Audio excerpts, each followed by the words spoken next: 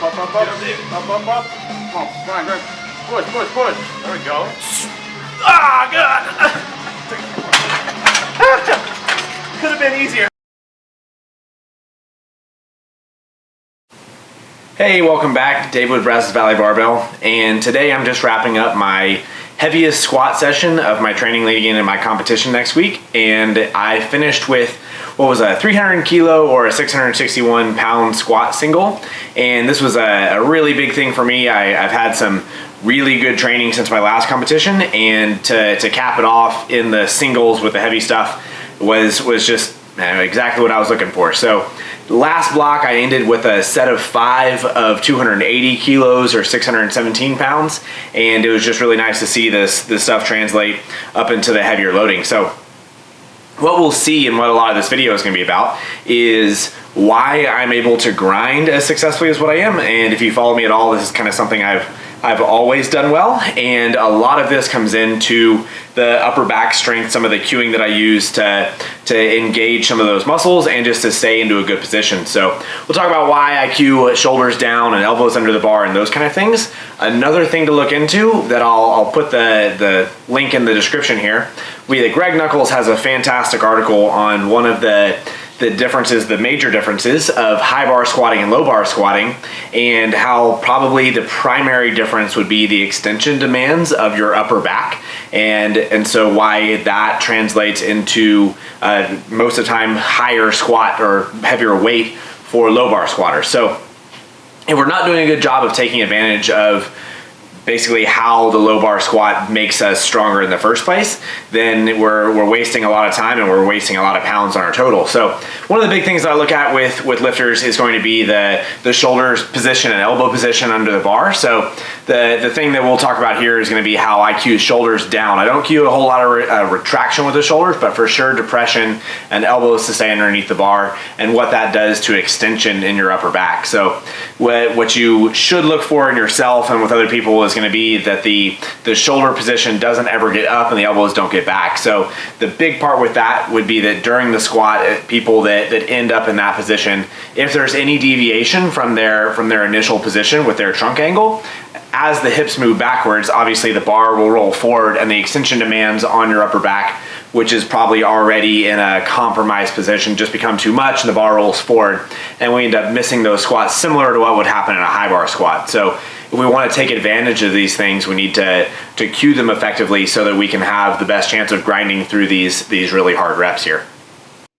So the main thing we're going to be looking at with my squat setup here is going to be the way that I'm using the bar and cueing my elbows to create a good shelf and to pull my shoulders down away from my ears is going to be one of the cues here. So all of what I was just doing was a process that is comfortable to me and that gets what we have here is going to be the nice extension of my upper back. And you see as I'm during this set, the next set will actually look better even with the empty bar, that I'm really working on just maintaining that extension. And here it's looking a whole lot better, but we lose some of it in the bottom. I think people will aim it at butt wink. And a lot of times I actually think it's from the upper back not staying extended. So early in that set, I didn't do all that great of a job, but we'll actually see that this is my second warm-up set with the empty bar.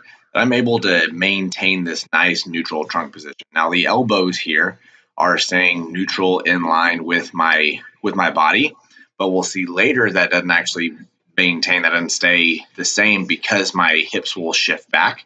The big component here, what we're looking at, is going to be that my elbows are going to stay the same relative to the bar position. So if my hips shoot back, my elbows need to stay still so that bar stays in the same spot.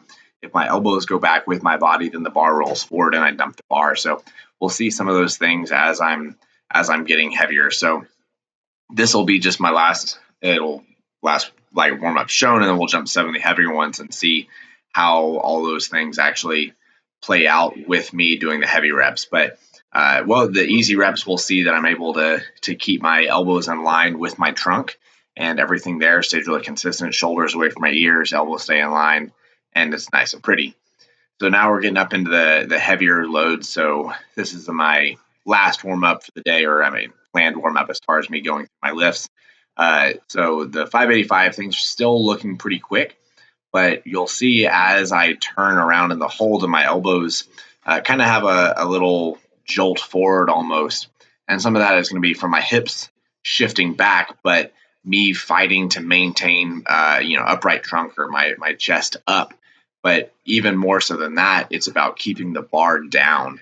If we watch all of those and just look at that main thing about the bar just staying down and not rolling closer to my shoulders, these are moving really well. And we'll see on the hard rep, the one after this one, how I'm basically only able to stay up because I keep my elbows under the bar and my shoulders down away from my ears. If it would have shifted forward at all, with how hard that rep was, I would have never stood a chance. So last one, again, moving pretty well here, but keep an eye on where my shoulders are relative to my ears and my elbows staying right there, nice underneath the bar. So one of the things that happens would be that when people get their air, when they get their race, people raise their shoulders up. They're trying to get this big breath, and they never get their shoulder level to come back down. So that's a big part of it, is that even when I'm breathing, I don't want my shoulders to elevate. If we're bracing properly, that breath is going to be coming from the belly breathing, and so I shouldn't have to have a lot of movement in my shoulders to make that brace. So here's that 300 kilo squat that we started the video with, that obviously was maybe the hardest rep I've ever done in my life, but elbows stay underneath the bar, my hips shift back, which what made this rep so hard, but that the posture of my trunk and the position of my elbows allow me to actually get through it. So a few easier sets here.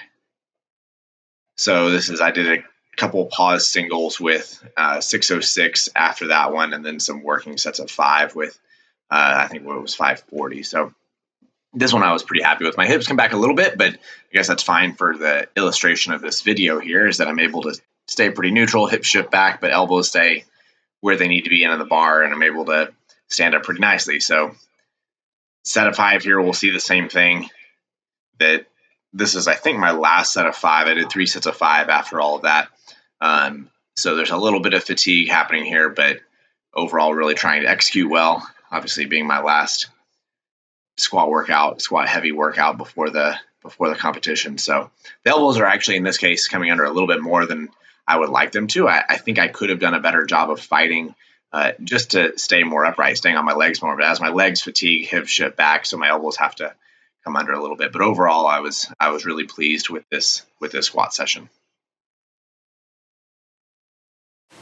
So next week will be my last training week heading into the meet, obviously, and I'm going to make a video on tapering strategies and maybe the differences that how I write my programming and how I do my training for myself, my lifters, and how I've been very happy, very satisfied with my own performances, how I feel, a lot of how my lifters feel, that it's really predictable, that we're able to get the most out of their training, or at least predict what the platform performance is going to be like relative to their training performances. So we'll talk about why I still am lifting heavy and why even this day was pretty hard for me, and the things that I'm going to be doing next week to ensure that all the great training that I've been having actually shows up when it matters on the platform. So hopefully these videos are helpful. If you like the content, subscribe to the channel, give me a like, and we'll see you next time.